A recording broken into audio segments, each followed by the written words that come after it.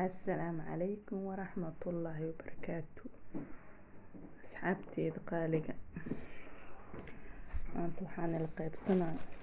ramadaanka soo dhow ogtahay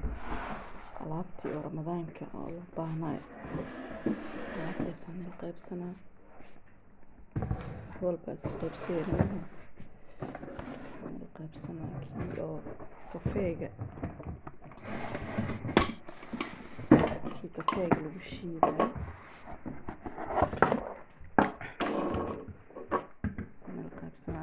waxa ugu horeeya oo loo baahan yahay waa geedkan gabdho markaa isticmaalaysiin iska ilaaliya ku badinina wax yar waxa ku badisiin waa qaaca marka mujeeda calaamadaas ka badinina sokorta